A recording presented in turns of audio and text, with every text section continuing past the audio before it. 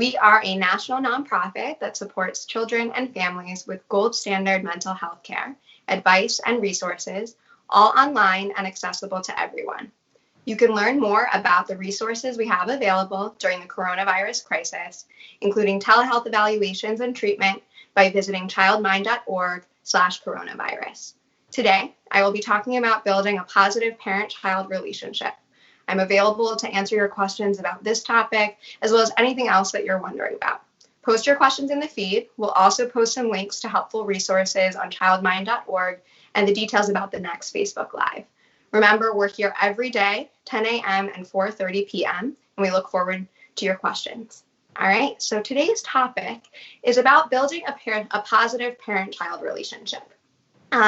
In thinking about this and also in looking through some of the questions that we've gotten so far, I first really just want to spend some time validating for folks that this is a time where our typical ways of thinking about parenting are not entirely out the window, right? There's still some basic principles that apply, but this is certainly a time that is far more challenging when it comes to putting in place the strategies that we typically know to be effective.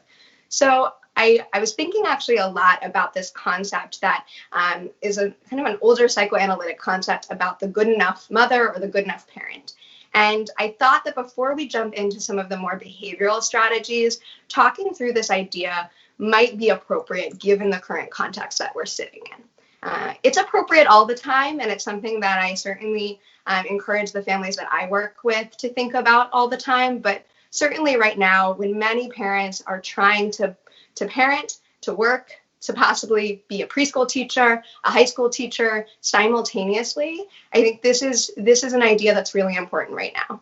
So essentially the idea, and it comes from someone named Winnicott, and it's this idea of the good enough parent or the good enough caregiver that really says that you don't need to be shooting for perfection, right? That this idea that kids can grow up happy and they can grow up healthy as long as we're attuned to their needs the majority of the time, right? So not all of the time, but that you're really just doing your job as long as you're protecting your child from experiencing an excess, right, of negative emotions, an excess of negative experiences. We expect that kids are going to face challenges. They're going to face strong emotions. And as long as you are tuning in and protecting them from those major moments of harm, right, you're essentially doing your job. And I say that just to say that we don't actually expect you to be tuned into your child's needs and feelings all day, every day right now. I think that belief might be setting up many parents to feel unsuccessful, even when they're experiencing a lot of very small victories with their kids every day. This thought process sort of came to me as I was actually reading a question that we got recently. So I'll read that to you and then sort of talk through just how we think about this all the time and how we're really thinking about this during this current coronavirus crisis. So the question was, I get so mad at my toddler. I know it's wrong. I know she's a child. I know it's my responsibility to stay calm. But with everything else, my fuse is short. I'm trying to work and keep snapping at her. I feel bad, but this feels impossible. Any advice? And I really liked this question for a lot of reasons. I think the first is that it just truly reflects how I think a lot of parents are feeling right now, which is this idea that I'm having to do so many things simultaneously. And while on principle, right, I understand some of these concepts of that she's a child, I need to be calm in order for her to stay calm, the things that we're sort of talking through every time we do one of these videos, right? So these basic behavioral principles, I think many parents are feeling like intellectually I understand it, I totally get it. And in the moment, it's very hard to activate, or it's very hard to put any of these strategies into action because we're currently experiencing such an unusual time where you're being pulled in simultaneously so many directions. So I liked this question. I thought it was a nice jumping off point for us as we, of course, like I said, please send questions into the feed and I'm happy to answer them. But right now, I'll kind of jump off just by addressing how I was thinking about this person's question as it relates to our typical principles around building a positive parent-child relationship. So as a reminder for folks, the question was really essentially about how do I manage and how do I stay calm in the face of all that's happening right now, trying to work simultaneously while I'm trying to parent. I think the important thing to keep in mind is that even in normal times, right, even when hopefully we have a bit more emotional energy to cope with some of these tantrums maybe, or when we're coping with how our child is responding to us, we still know that actually parents don't need to, like I said before, attune to their child's needs 100% of the time, or tune in to those feelings, reflect them back 100% of the time. We really shoot for this ratio of what we call the 5-to-1 ratio, 5 positive, attentive statements to every one critique or direction that you need to be giving. So again, that shows you, right, like we're not talking about 100% of the time you need to be positively tuned in to have a positive parent-child relationship. It's really just about keeping that ratio leaning more towards the positive attending.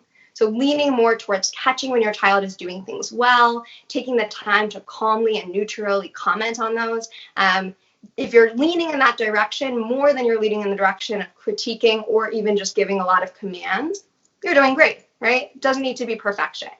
Same thing goes for one of the other strategies we want to think about is taking time to spend some one-on-one time with your child. And so same idea, you actually don't even need to be spending this excessive amount of positive one-on-one time with your child to have it count. When we're working with families who are struggling with kids who have much more significant disruptive behavior, right, more in this clinical range of disruptive behavior at home, we're actually just shooting for 5 minutes a day. If you can spend 5 minutes a day where you're positively tuning into what your child is doing without some of the other typical distractions of another child, of getting dinner ready, of getting schoolwork done, just that 5 minutes alone has really been shown in evidence to decrease, right, the disruptive or difficult behaviors that we might be seeing that are getting in the way of that positive parent-child relationship.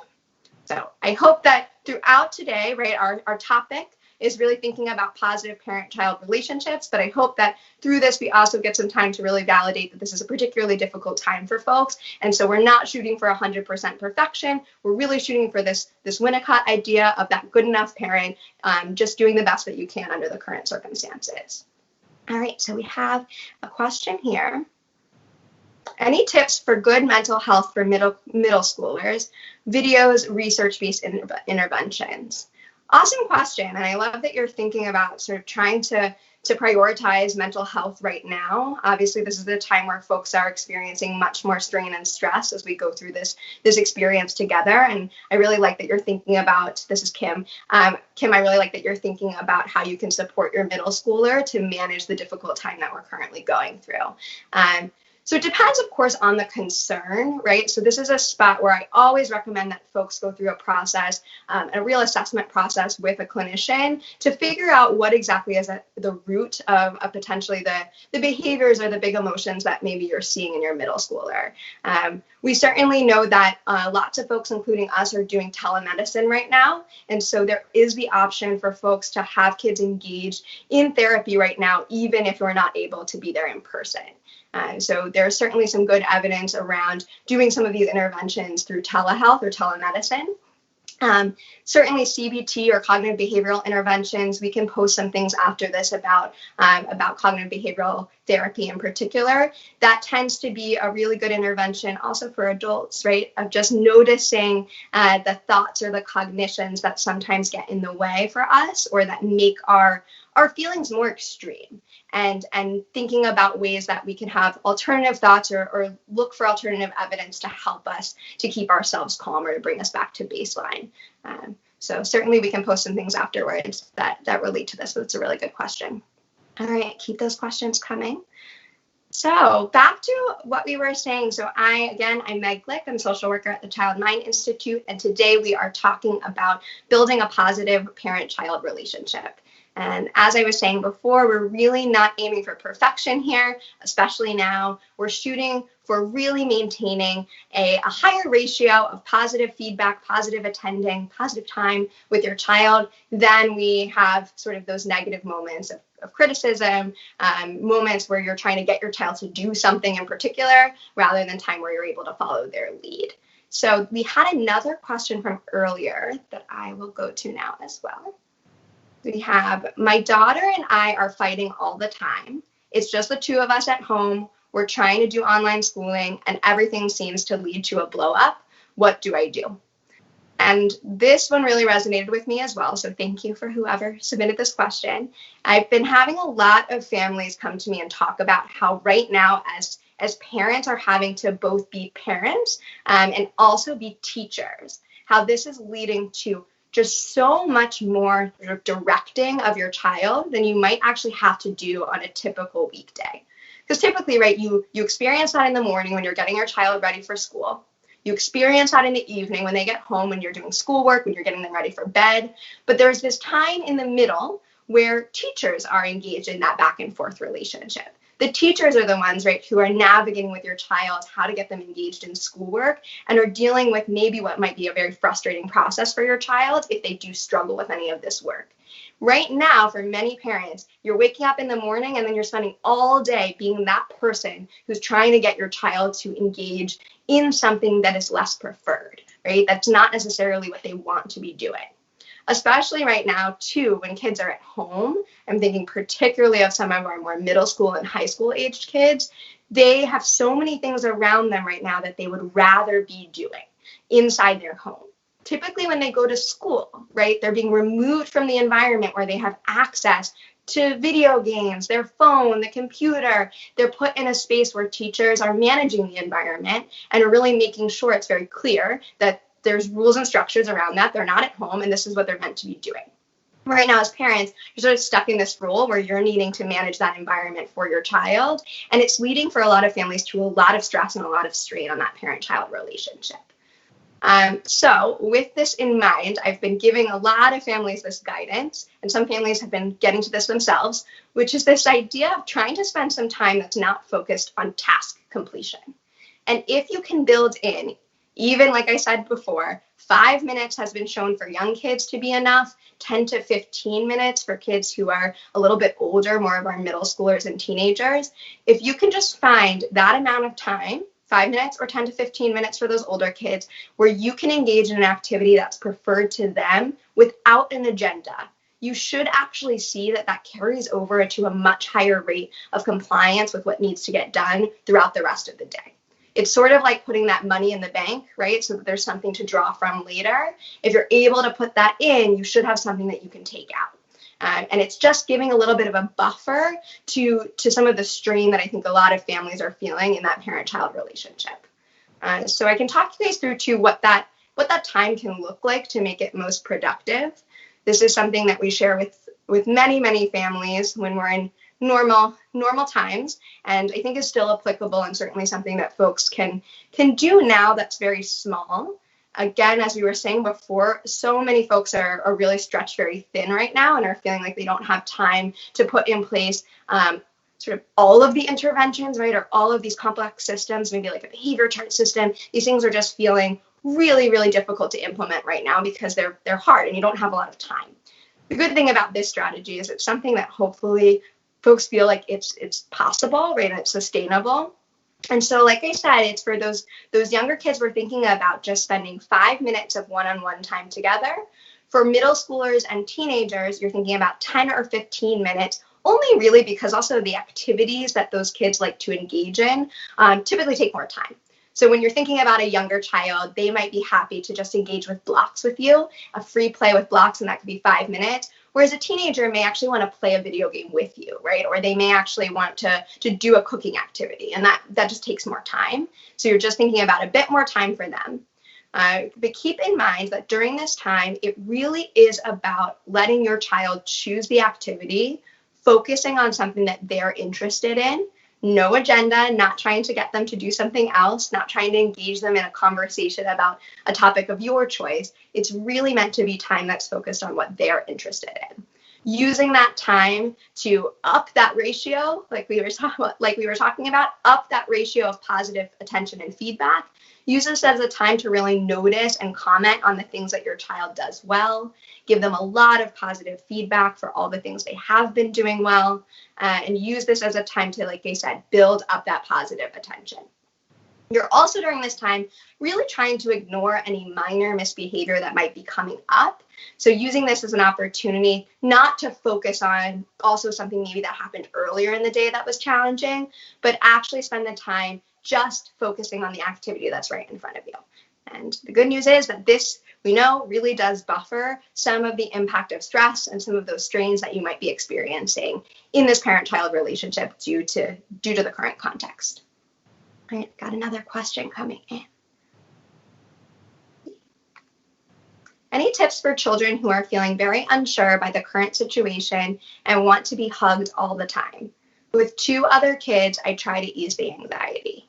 Understood. This has been coming up a lot. We know that many kids are experiencing, when we really think about what's happening, right, as a form of a traumatic experience for all of us, it's helpful to know that kids who are going through any type of trauma really do experience an uptick in anxiety like this. So needing the clinging behavior, right, if you're seeing any more disruptive behavior, we know that that's a very common response to experiencing trauma. And all of us right now are going through a collective trauma.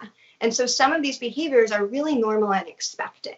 And we do really want to give our kids that extra positive attention and reassurance, like you're saying, to try to ease the anxiety to a degree. I think that the piece to keep in mind, and I'm sure this is sort of, I would guess, Anna, this is what you're hinting at with that you've got 2 other kids as well. The challenge becomes when some of these needs from one child are getting in the way of your ability to function, your ability to sort of get things done that you need to get done to keep your whole household safe and healthy.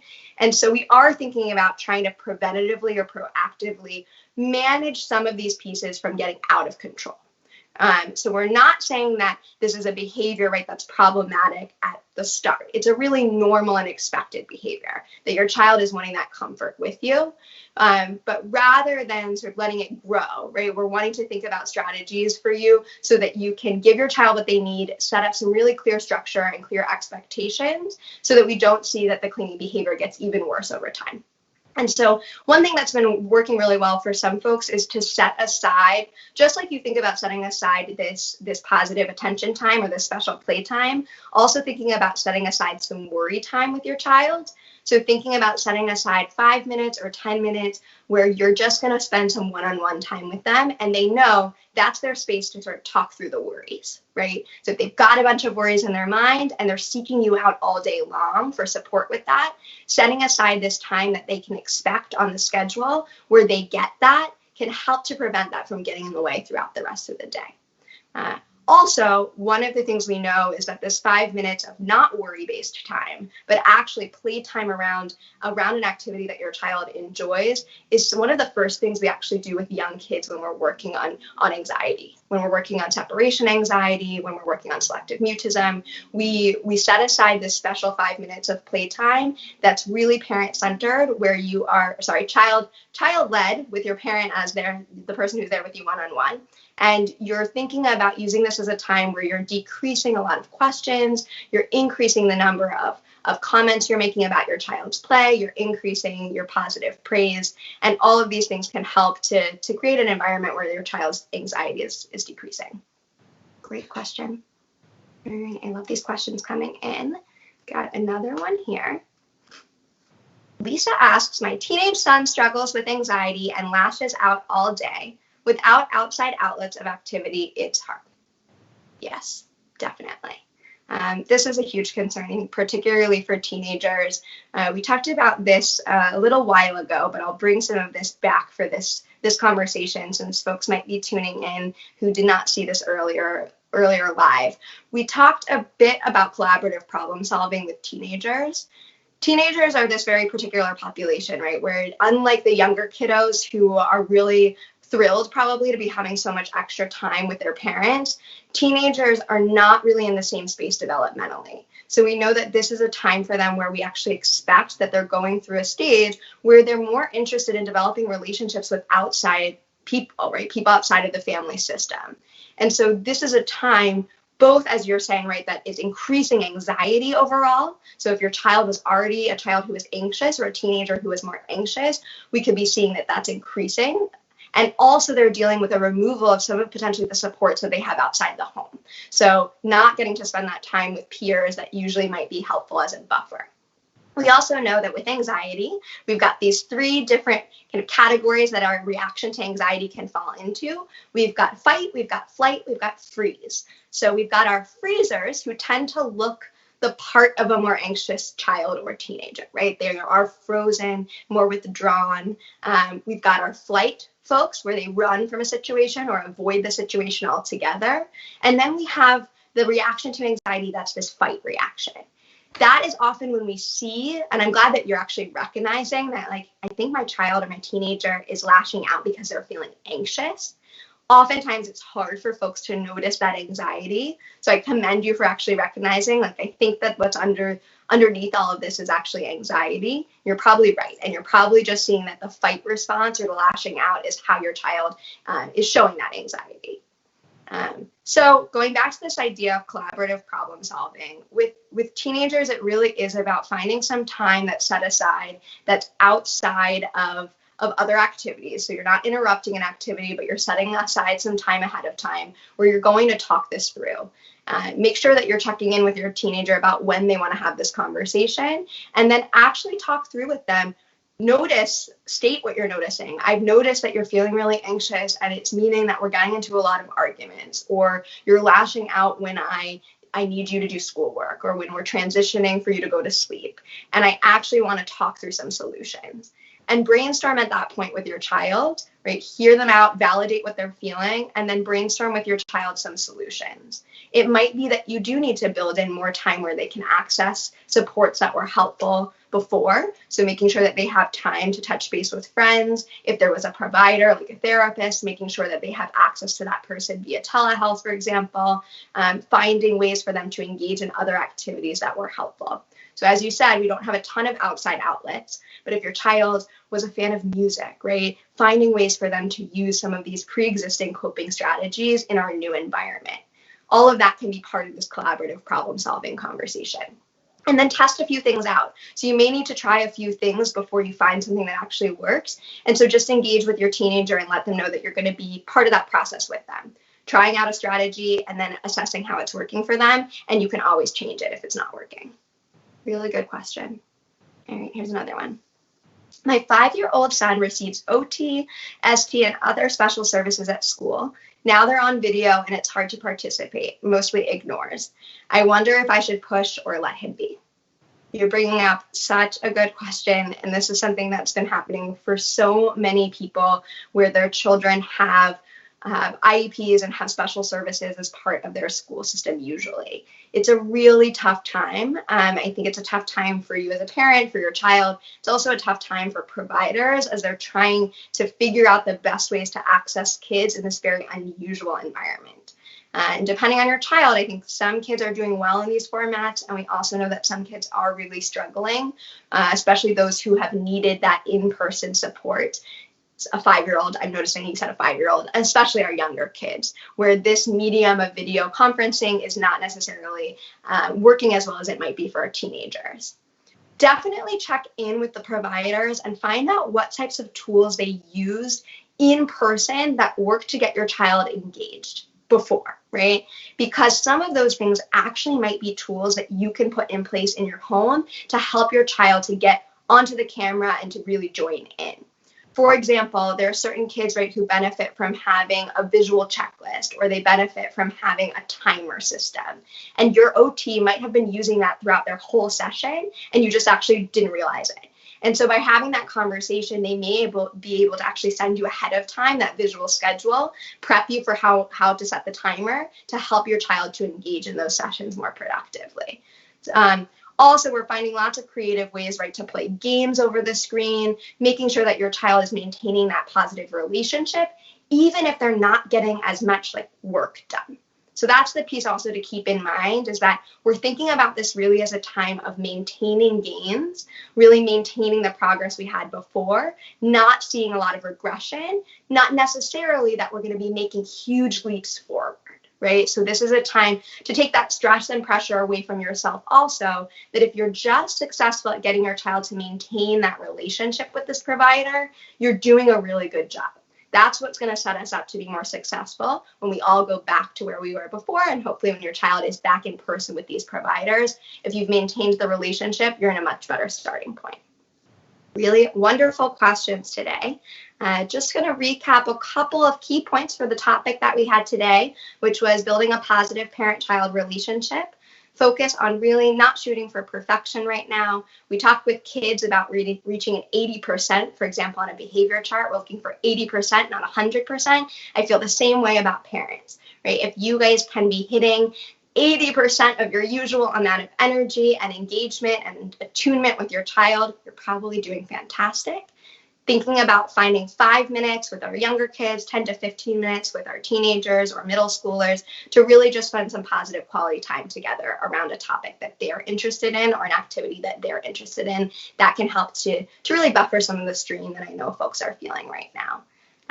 But first and foremost, I want to let you all know that I imagine you're doing a phenomenal job, especially if you're tuning into this. What that tells me is that you're already making time for really building this positive parent-child relationship. So you're doing fantastic in a very difficult situation. I'm going to thank you all again for joining me today.